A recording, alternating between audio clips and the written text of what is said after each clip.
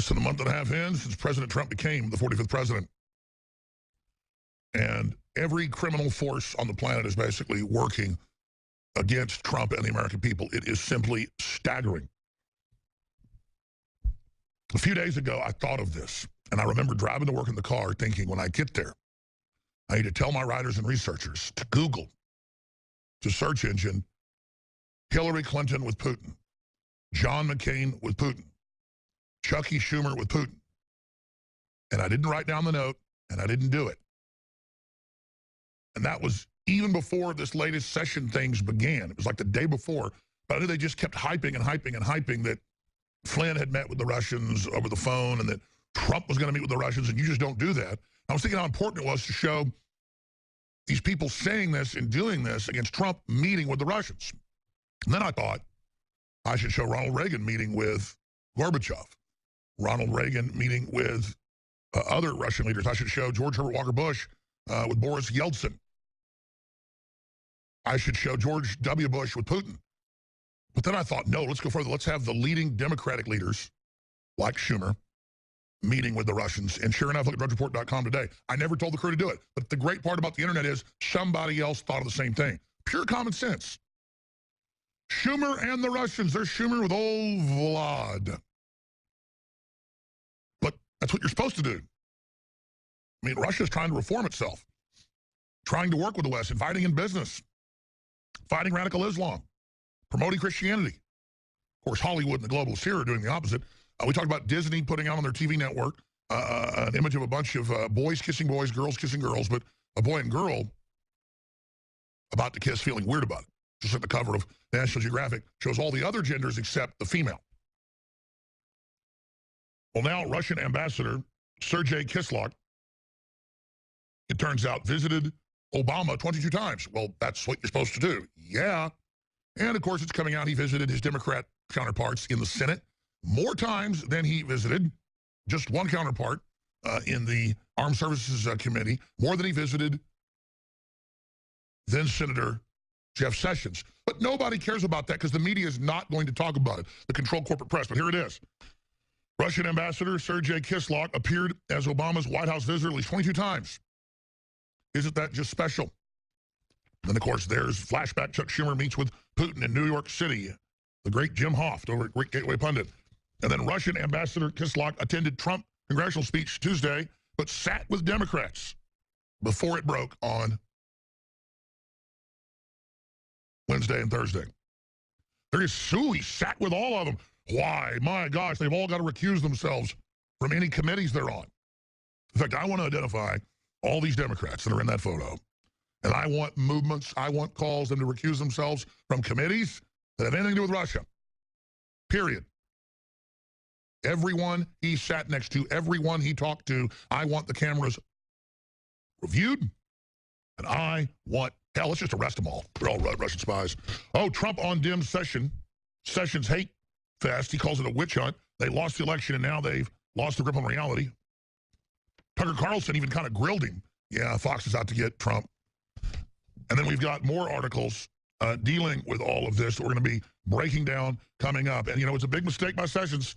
He's recused himself. So now a top Democrat's going to run the Russia investigation. The only winning move is to not play, to not engage the globalists in a discussion of their false paradigm. They set the rules. They set up a cultural construct that breaks the social contract and is anti-human, eugenics-based, slavery-based, technocracy-based throughout its entire system. And that's the big secret. The globalists got the best and brightest to join them in the last 60, 70 years in the West to construct the planetary world government they claimed would be a utopia to empower humanity. But in the last decade, they've gone public and been very arrogant that the decision's been made to wipe out humanity and merge with machines and become gods. An extreme power trip. And that some nightmare battle of the gods scenario has to take place first before the elite can transcend. There's a big article I mentioned yesterday out of the New Yorker magazine, and it ties in with several other big reports. We're going to be getting to one out of Bloomberg.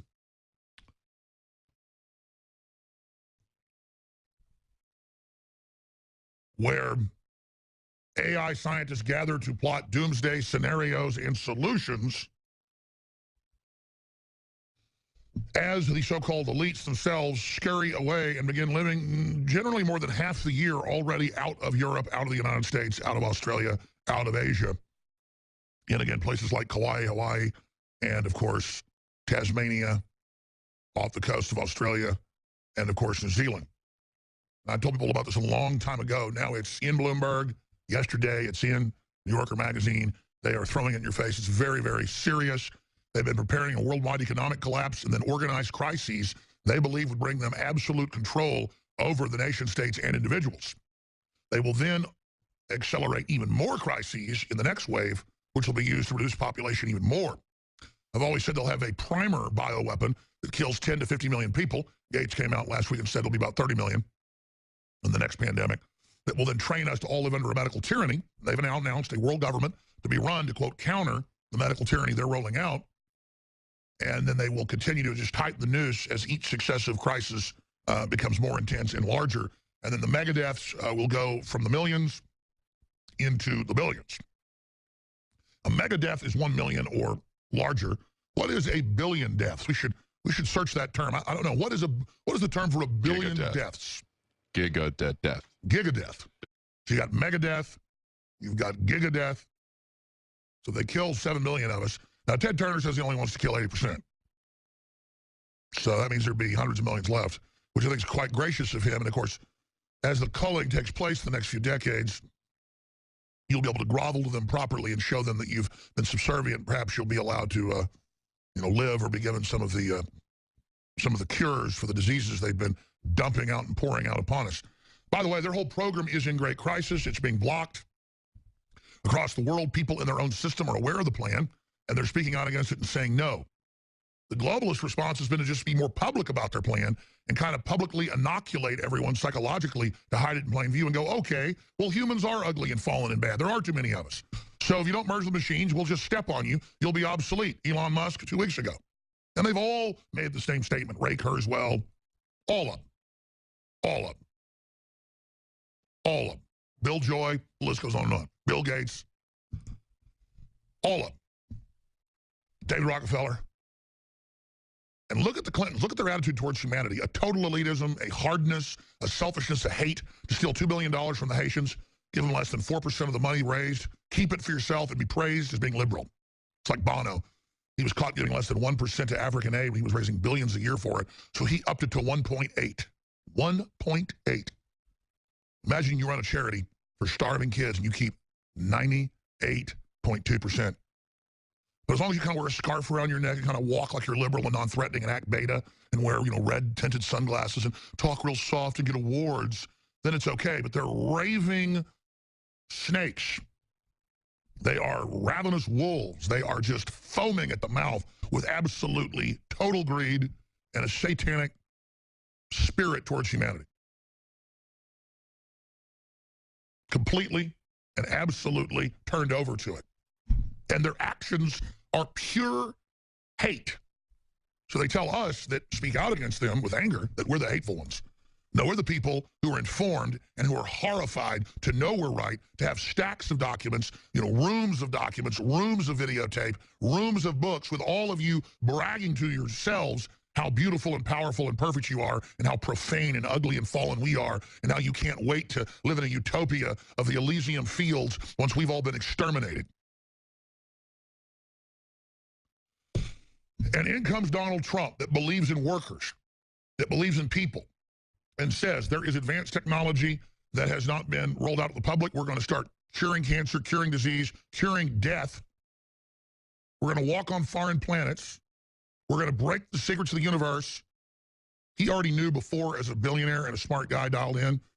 Plus, he at least write books about this, that there's a breakaway civilization now in its middle stages. I mean, they're far along here. But once they break away, it's going to be really hard to deal with them. They know there's a coming war between the breakaway civilization and us. Not just left here on Earth. That's a metaphor, the movie Elysium. Forget first world, old world, third world. Forget those fights. This is globalists playing us all off against each other with high-tech, highly controlled, literal bubble cities they're already announcing and designing and rolling out. Peter Thiel, you name it.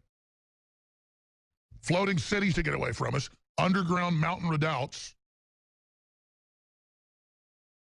And corporate city-states that are tax-exempt above the law, where all the wealth is piled up and kept, where they announce that they're exempt from the vassal governments they've set up for 99% of the Earth's mass, 99% of the Earth's surface, which oppress us, ship the resources, the ideas, the culture, the money, but it's all digital, to them in their central combines. And I said 20 years ago they're going to move back to nation states. I could see the model, or city-states, because I could understand what feudalism already was. So they said they wanted feudalism. Well, I said that's the city-state. It's a de-evolution for us, an advanced, accelerated evolution for them. And I don't mean that in the sense of evolution came from a monkey fish frog or a man-bear pig. I mean evolution of technology, automobiles, genetic engineering, you know, advancement. And this is their plan. And imagine reading books where they were admitting this 20 years ago and wanting to warn people. And now it's not just academic books. It is public. It is not just in the pop culture. It is not just in the popular science. It is in the movies and the culture. And they are just readying us to adapt and to accept the new reality, because that's the secret that the social engineers know about humans. If you're not conscious of the fact that you're artificially having your environment manipulated and that you're artificially being bent and twisted in a different direction, you will automatically begin to serve that and begin to love that, and you will adapt into the new, smaller, cramped, oppressive system that you've been put into. But if you demand more from yourself and from your neighbors and from your culture and from your children and from your spouse and from your institutions, and you want to rise humanity in a real direction, then, no, it's fine, it's fine. I was going to tell them to skip the break, but I'm not going to now because I want to go to some special reports, but we'll go ahead and skip it. It's just what you're hearing is not my opinion, not baloney, not garbage, but the reality of what they're building and what they've created. And I'm going to explain it after I play this report from the president, his weekly address. And then I'm going to get into the sad situation with Senator Sessions now, Attorney General Sessions, and just how ridiculous all this is and where this is going next, and how the Republican establishment with the Democrats and the media are all ganged up as a trifecta to try to block Trump and his trifecta of the executive, the legislative, the judicial, and the American people. And so that's really the battle lines. And I should just talk about what's really happened here and then also the cost. But let's go to the president's weekly address, and then we will come back and get into the situation with Sessions. But it's always important to set the table so folks know exactly what we're facing. I'm Alex Jones, and this is the InfoWar. Here's the president. My fellow Americans, I'm joining you today from the deck of what will be our nation's newest aircraft carrier, the soon-to-be commissioned Gerald R. Ford. And as you can see, I'm wearing a jacket and a hat that they just gave me. Not really used to it, but it feels awfully good. I'm very proud of it, actually. Our carriers are the centerpiece of American military might, projecting power and our totally unparalleled strength at sea. This beautiful new warship represents the future of naval aviation, and she will serve as a cornerstone of our national defense for decades and decades to come. A famous aviator once wrote that to build a truly great ship, we shouldn't begin by gathering wood, cutting boards, or distributing work, but instead by awakening within the people a desire for the vast and endless sea. So true. In the same way, we must continue to renew the American spirit in order to rebuild our country, and rebuild it we will. On Tuesday, before a joint session to Congress, I laid out a version, I hope you all watched, for how to accomplish that national rebuilding. My vision includes the elimination of the defense sequester, which has imposed steep cuts on our military. We must give our sailors, soldiers, airmen, Marines, and Coast Guardsmen the tools, equipment, resources, and training they need to get the job done and get it done right, especially in these very dangerous times. The active duty Army has been reduced by more than 85,000 men. since 2009, and we have over 18,000 fewer active duty Marines. Air Force, it's the smallest it's been since 1947, and their planes are, on average, nearly 30 years old, if you can believe that.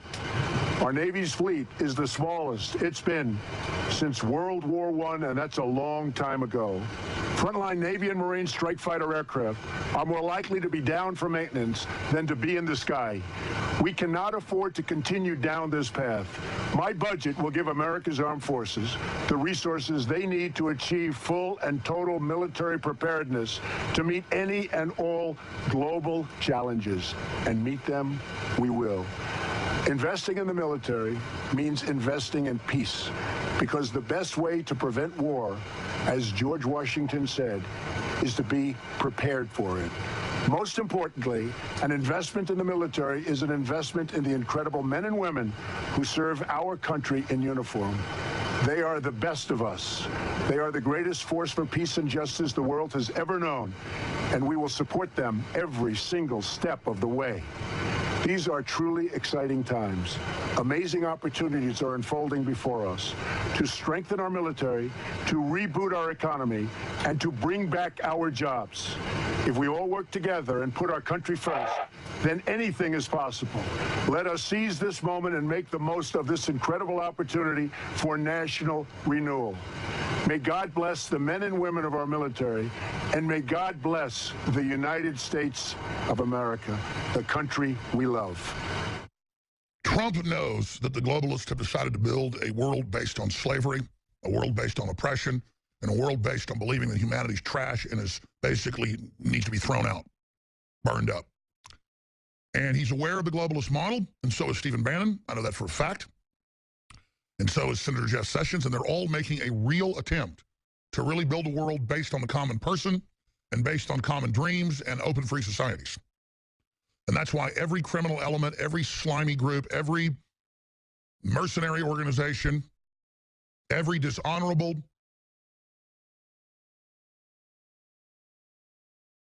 belief system is against Trump. Because Trump is for the people, Trump is real. And that's why I am so committed to defending the 45th President of the United States, is because he stands for everything we stand for: sovereignty, family values, the right to keep and bear arms, building a world for people, not letting special interests come in and pick the winners. And that's why the special interests and the Goldman Sachs and the JP Morgans and the corrupt Catholic Church and the Communist Chinese and the Saudi Arabians and the EU bureaucrats, they all absolutely hate him, and they've all combined forces globally, but also here in the United States, with the Democratic Party and the Republican Party leadership, to come out and to take the completely normal activity of the ranking member of the Armed Services Committee in the Senate to routinely meet with foreign ambassadors, the head Russian ambassador to the United States, and to turn that into some type of dirty thing, when Al Franken in the confirmation hearing clearly setting him up for the future, knowing he's a lawyer, knowing lawyers are obsessed with answering questions exactly as they're asked. It's the religion of lawyers. Franken had that written for him clearly by a lawyer. He's not a lawyer. He's a bad actor, a comedian. He's looking down at the question. He's going, yes, we've heard a lot in the media, this big story out about surrogates for the campaign, and you've been a surrogate, meeting with the Russians and getting directives from the Russians. And, well, sir, I am a surrogate with the campaign, and I've not met with the Russians about the campaign, and I've not seen that happen. They call that deceptive? If he'd have said, as a U.S. ranking senator on the Armed Services Committee, as the ranking Republican, have you met with the Russians?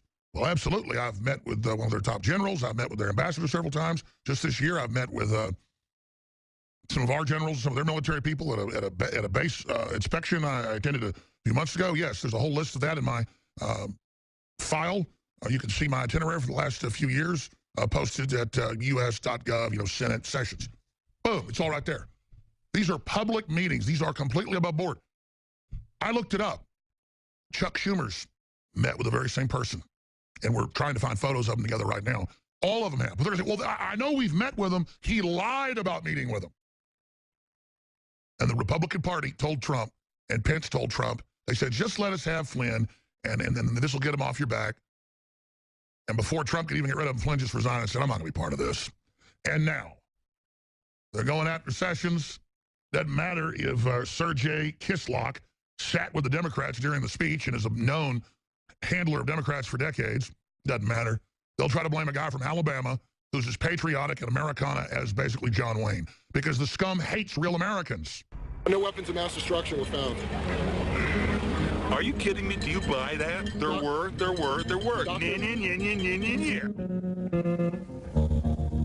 I was 5 and he was 6. We rode on horses made of sticks. He wore black and I wore white. Come on, let's shoot. He would always bang, bang, bang.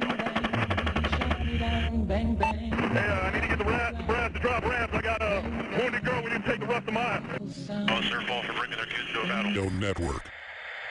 That's right. And when we've got presidents doing corrupt things and lying and getting our military into fraudulent wars, it doesn't mean we're against the military to speak out against it. It means we're for the country and for the military. And our military's been sent into these last few set of wars to destabilize the Middle East as part of a long-term plan to then bring in the Wahhabis and the Saudi Arabian jihadis and take over not just the Middle East, but much of Central Asia, much of the countries bordering Russia, much of Europe, and to then even colonize the UK. There's an incredible video that we've had to bleep that's up on Infowars.com in England. And I personally have experienced this with the radical Muslims that live there, where I'll be videotaping the entrance of a hotel that I'm going in to interview an MI6, agent that particular time, whistleblower. And there's some Muslims in their garb across the street. I mean, they look like they're about 2 inches tall from 100 yards away walking up the street. And before they even get close, they're screaming and cussing at me to turn my camera off and not to videotape them. Now, there's government cameras all over the place videotaping. And I noticed that the Brits all start bowing down and groveling to them, but they come over to my face and I start yelling back. I say, number one, you're in a public place. I'm videotaping this building as a cutaway shot. And I said, shut up, stop yelling at me. I've got a TV show. I'm getting a cutaway of the building, so I can go in and say, I went to interview such and such. And it shows a cutaway of where I interviewed them. People like that. It's called making a film. I made 20-something of them. But the point was, I wasn't even videotaping them. And they came and got in my face. And that's the attitude when you run into the Muslims in France, in Germany, or in England. And this was their attitude 10 years ago. First time I went to England was 7/7. That was about 10 years ago. Been there many times since. And I just had Muslims all over coming out of their way to get in my face and say, shut up, because they didn't like seeing a Brit uppity. See, the Brits have already been given imperial conditioning to be submissive to the government, submissive to the crown, or they'd get killed. It was one of the most rambunctious, rebellious groups ever. In fact, the Romans could never conquer them. One of the few groups they couldn't. But hundreds of years of mind control and conditioning, they are very, very cowed. So are the American people. I'm not bashing people in England. I mean, that's where my name's Welsh. But the point is that they have fallen quite a bit. There's a video, since I mentioned it, let's just play it now. You go ahead and scroll back over so I can see it on Infowars, Infowars.com. Yes, it's called You Look Like Pork, shock video. And this is the exact thing I've run into in England. And my crew ran into it in France last year when there were more terror attacks and bombings and truck attacks. People would come over 100 yards away and stomp up and say, you get out of this neighborhood, you get out of here, you turn your camera off. And guys in cars would start following. I mean, these are no-go zones.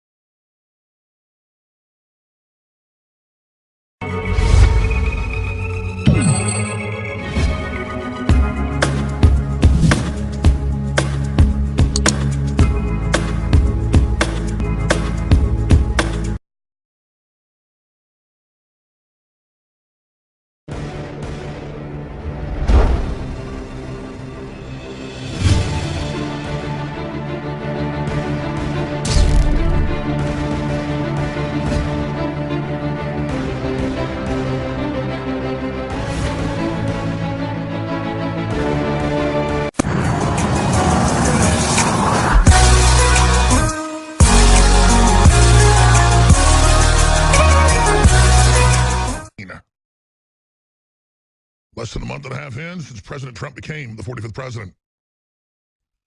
And every criminal force on the planet is basically working against Trump and the American people. It is simply staggering.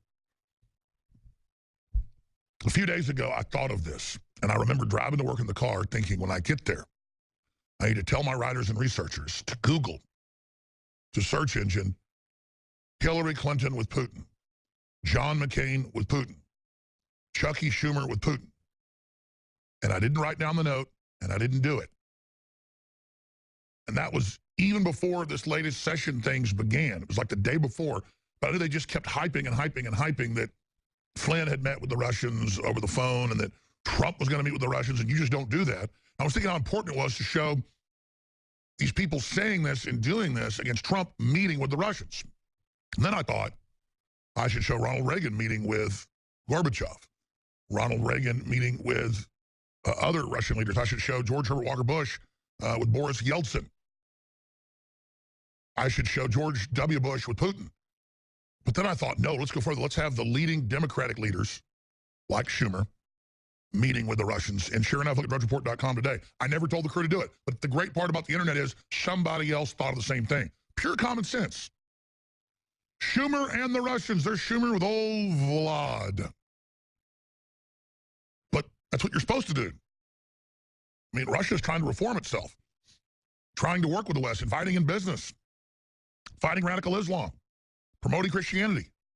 Of course, Hollywood and the globalists here are doing the opposite. We talked about Disney putting out on their TV network an image of a bunch of boys kissing boys, girls kissing girls, but a boy and girl about to kiss feeling weird about it. Just like the cover of National Geographic shows all the other genders except the female.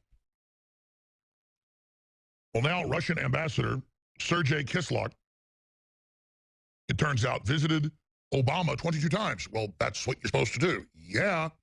And, of course, it's coming out he visited his Democrat counterparts in the Senate more times than he visited just one counterpart in the Armed Services Committee, more than he visited then Senator Jeff Sessions. But nobody cares about that because the media is not going to talk about it, the controlled corporate press. But here it is. Russian ambassador Sergei Kislyak appeared as Obama's White House visitor at least 22 times. Isn't that just special? And, of course, there's flashback. Chuck Schumer meets with Putin in New York City. The great Jim Hoft over at Gateway Pundit. And then Russian ambassador Kislyak attended Trump congressional speech Tuesday, but sat with Democrats before it broke on Wednesday and Thursday. There is Sue. He sat with all of them. Why? My gosh, they've all got to recuse themselves from any committees they're on. In fact, I want to identify all these Democrats that are in that photo. And I want movements, I want calls them to